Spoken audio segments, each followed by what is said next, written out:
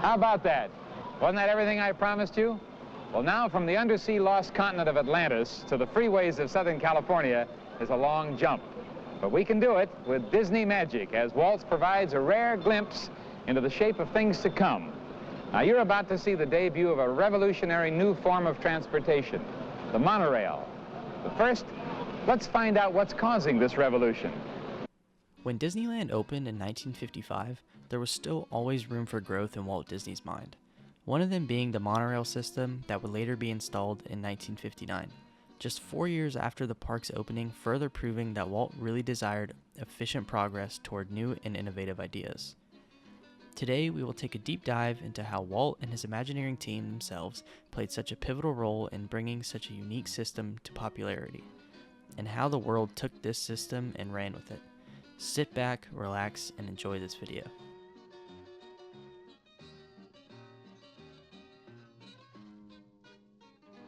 Walt Disney was always known as sort of a futurist, always thinking of ways to improve entertainment, lifestyle, and even community, which is why I like to refer to him as the man who believed in tomorrow. By 1954, Los Angeles had surrendered entirely to the automobile, the famous red cars.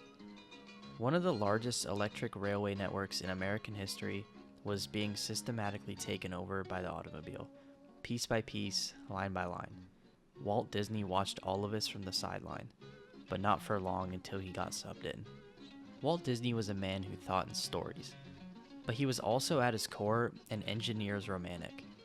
What I mean by this is he really loved the idea of futuristic systems, of things that could be moved with purpose and efficiency, of cities that worked in the way that he truly believed cities should work, clean, efficient, and futuristic. Disneyland, which opened in Anaheim in July of 1955, was not just an amusement park in Walt's mind, it was a proof of futuristic concepts coming to life. The opening day was quite famously a disaster for Disneyland, but Walt really didn't care about the opening day. Walt cared about the legacy that would come after. He had already been thinking about something very pivotal, the monorail. In 1952, a Swedish industrialist named Axel Lennart Wenner-Gren unveiled something in Cologne, Germany that stopped engineers in their tracks. This was known as the Allweg.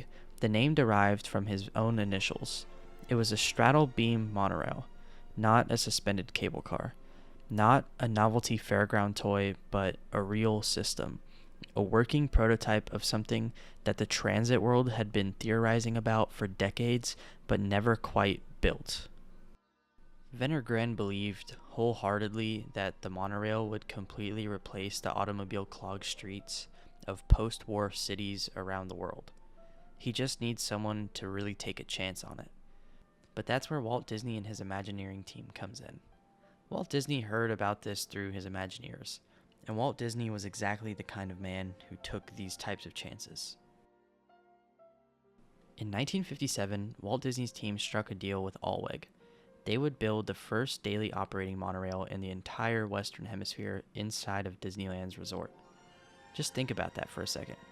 A theme park, not a city, not a transit authority, and not a government. They would be responsible for building what was supposed to be the transportation system of the whole future. The original and first of its kind monorail train was designated the Mark I. It was designed by Disneyland legend Bob Gurr, a Caltech-trained automotive designer who had already been shaping vehicles for Disneyland since the park opening. Gurr would later say the process was unlike anything that he'd ever done before for Disney. There were no existing blueprints to really copy, no instruction manuals, and no precedent for a passenger-carrying monorail operating at these speeds, on this gauge of a beam, in this kind of environment let alone. They were quite literally inventing it as they went. The Disneyland Allweg monorail system opened on June 14th of 1959. The sitting vice president at the time, Richard Nixon, came to Anaheim to open a train ride at a theme park. That is how seriously people took what this was supposed to be. What began as a technological demonstration became kind of like an institution. And like all institutions that endure, it changed over time.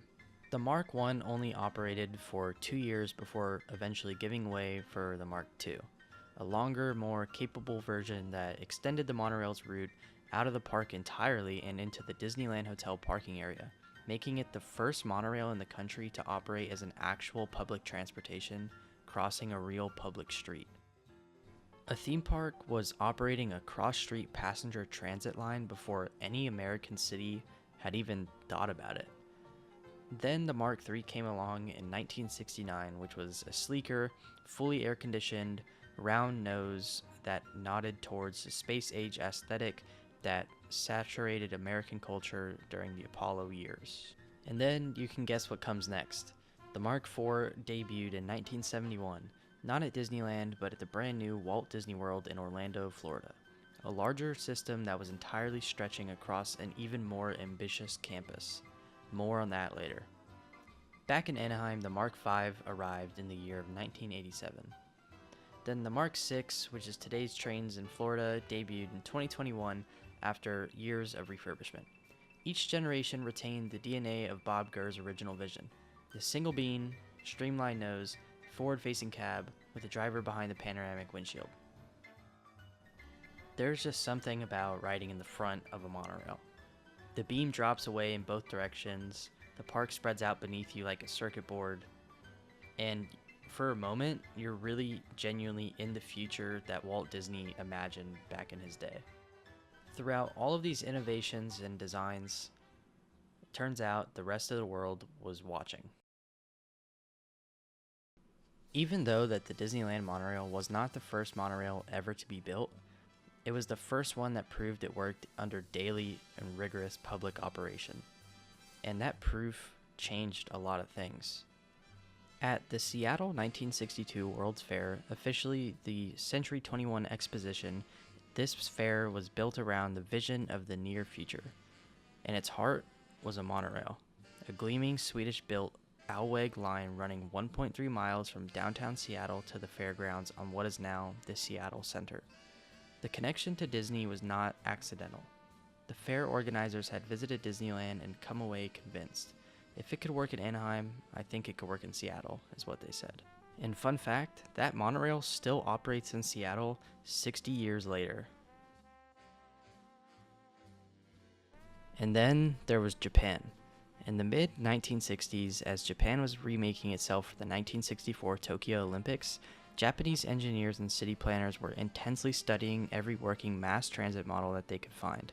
The Disneyland monorail was among one of them. Hitachi, one of Japan's largest industrial conglomerates, launched an entire monorail division based on what they've studied. The Shonan monorail, still running outside of Tokyo today, is a direct descendant from that research. And then there is the Tokyo monorail, which opened in 1964, connecting the Haneda Airport to downtown Tokyo. This carried tens of millions of passengers per year and was born in part of conviction from what Walt Disney had demonstrated in Anaheim was not just a novelty, but a template for future success. A theme park in Southern California that started with a man's dream for a better place for families to go changed how Japan moved its citizens. Tell me that's not crazy. It turns out that sadly not every monorail story has a happy ending quite like Disneyland. In the 1960s and the 1970s, monorails were proposed for dozens of American cities around the country. Los Angeles studied them quite seriously. Houston drafted plans, and Atlanta even considered a very large-scale monorail. Almost none of them came to fruition, though. A few of the reasons to why they weren't built were quite frustrating, such as political battles over right-of-way, construction costs, competing interests from highway lobbies, the inertia of a country that had already bet its entire infrastructure on the automobile. But in Las Vegas, something finally clicked. The Las Vegas monorail, which opened in 2004, runs along the eastern side of the Strip, connecting casinos, convention centers, and various hotels across 4.5 miles of elevated beam. Although it's had quite a turbulent history, such as bankruptcy in 2010, closures during the pandemic, and a very long, grinding financial struggle that reflects the difficulty of making this kind of transit work outside of a controlled environment. But it is still there, it runs, and it traces a direct lineage back to Walt Disney and the Allweg Company and what they demonstrated back in 1959. The different cities that failed to build these monorail systems and the cities that succeeded tell us less about the technology and more about ourselves as humans, about our true willingness to commit to a future that we can actually see working right in front of our own eyes. Walt Disney saw it working, he just couldn't make the rest of the country believe what he believed in. If the Disneyland monorail system was a proof of concept, Walt Disney World, you could say, was supposed to be the full argument. Walt Disney had been secretly purchasing land in the Central Florida area for years now, nearly 43 square miles, larger than San Francisco and larger than the island of Manhattan, as he really intended to use it for a magical paradise. His most famous vision for this Florida project was detailed in the famous Epcot, the experimental prototype city of tomorrow. He recorded a film just weeks before his death in December of 1966, really explaining that Epcot was not a theme park, it was a futuristic city, a real working experimental prototype city of tomorrow, a city of 20,000 permanent residents where no one owned a car, where the streets were pedestrian only, where all transportation, all freight, people, and everything else moved underground or overhead on systems the rest of the world hadn't even built yet. And the monorail was such a core idea to Walt's vision of Epcot, not as a ride, but as a spine of the city, transporting guests throughout. Unfortunately, Walt Disney died before it ended up being built. However, his successors were cautious, corporate, and unwilling to take on the liability of running a full-on actual city, so they built a theme park instead. But they did keep the monorail. The Walt Disney World monorail system, which opened with the park in 1971, became the largest monorail network in the Western Hemisphere. It carried an estimated 150,000 people per day during peak season. 3 lines, which included the Resort Line, the Epcot Line, and the Express Line, connecting the Transportation and Ticket Center to the parks across more than 14 miles of concrete beam. No American city had built a monorail system that comes close to this scale. A theme park in Florida outbuilt every American city's transit ambitions by miles. I mean, seriously, how many times is a theme park gonna outbuild full-on cities? However, the monorail was pretty freaking groundbreaking for its time. Knowing Disney and as a company, you already know that the monorail wasn't the only thing that Disney built that tried to change how people moved. In the year 1967, Disneyland introduced the Wedway People Mover, a system that was designed by Disney's own engineers using a technology called linear induction motors. No axles, no gears, no contact between propulsion system and vehicle. These cars were pushed silently forward by magnetic force through a channel beneath the track. This system was presented sort of how the monorail was back in 1959. Not as a ride, but as a transportation solution, getting guests from one side of the park to the next. A way to move large numbers of people through dense urban environments without buses, without exhaust, and without even noise. Although it didn't end up actually moving guests from one part of the park to the next, or moving people through cities, it still is really cool to think of the ideas that they thought of to really fix these problems that we had. This technology was licensed exclusively by the Disney Company. It appeared in other airports and transit contexts around the world and the country. The linear induction motor principle, which Disney engineers helped demonstrate at a large scale. It is today the propulsion system behind some of the fastest trains ever built, including several of Japan's maglev lines. A ride in Tomorrowland contributed to the engineering lineage of trains that travel upwards of 375 miles per hour. Now there's even another system that Disney created that most guests never really think about consciously, and yet it controls them so completely that they rarely even notice. It's called the Omnimover. You might know this ride type from one of the most popular attractions in the world, the Haunted Mansion.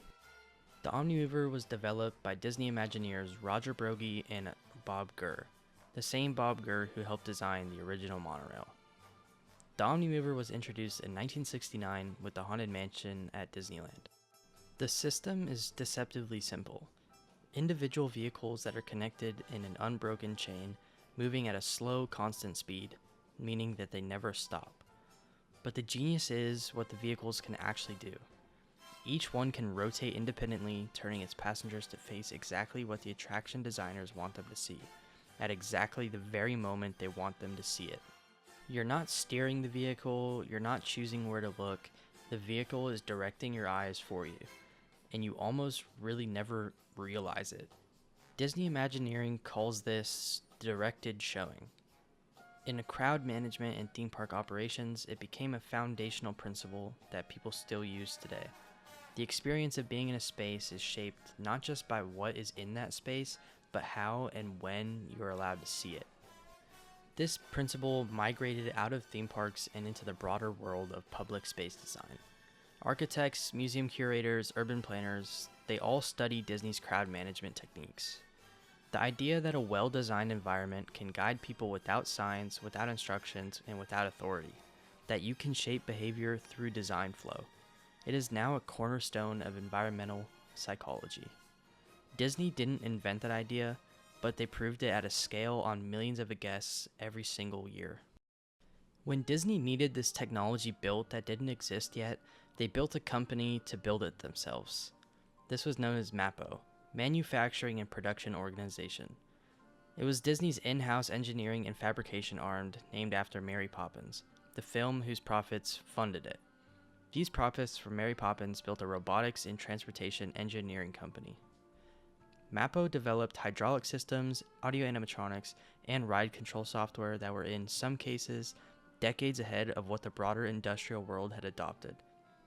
Their work on control systems for the Haunted Mansion, It's a Small World, and the original Pirates of the Caribbean, these were not just toy engineering problems, they were genuine advances in programmable control, sensor feedback, and mechanical reliability under high cycle conditions.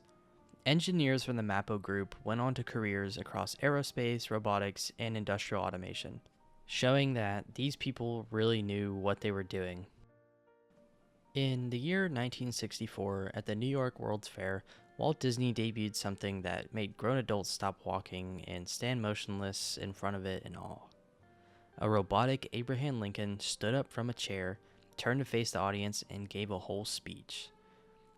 The Abraham Lincoln moved its hands, shifted its weight, turned its head. The mouth tracked the words with an accuracy that to audiences in 1964 was frankly unsettling. Disney called it audio animatronics. This technology had been in development since the late 1950s, driven initially by Walt Disney's desire to create a mechanical singing bird for a birdcage in his home, which later became a part of the Enchanted Tiki Room. Walt Disney's hobby project became the foundation of modern robotics and entertainment. And through that, the engineers it trained contributed to broader developments in hydraulic servo systems and programmable motion control that showed up in industrial robotics through the 1970s through the 1980s. Japan's robotics industry, the same one that produced Honda's Asimo and the wave of humanoid robots that followed, they all studied Disney's audio animatronic figures very closely. The Disney figures were among the first publicly operating visitor-facing robots designed to simulate human movement convincingly. They were proof that it could be done outside of a lab, that it could be done reliably, repeatedly, and in front of audiences who would be disappointed if it had failed. The pressure of a theme park crowd is a kind of engineering test that no laboratory can really replicate. Now let's touch back at the end to what Walt actually wanted. Because the monorail, the real monorail, the one that Walt cared about, was never meant to carry tourists between a hotel and a theme park, it was actually meant to carry people to work, to school, and to daily life activities. Walt Disney's Epcot was a radial city, and at the center of this city, a domed downtown of offices and shops and civic life. Climate controlled, pedestrian only, insulated from weather and traffic both. Radiating outward was residential neighborhoods, each connected to the center by a monorail, moving almost continuously, quietly, without exhaust, without accidents, without the particular misery of the American commute that we know and love today.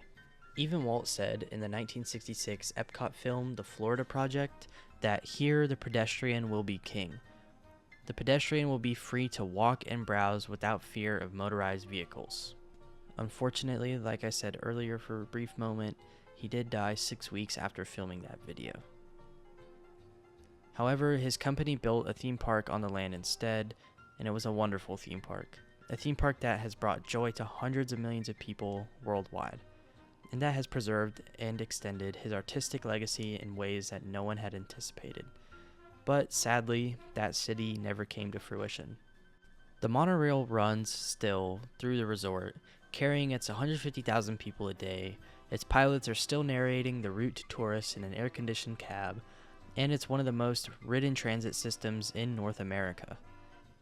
But sadly, it was supposed to be much, much more.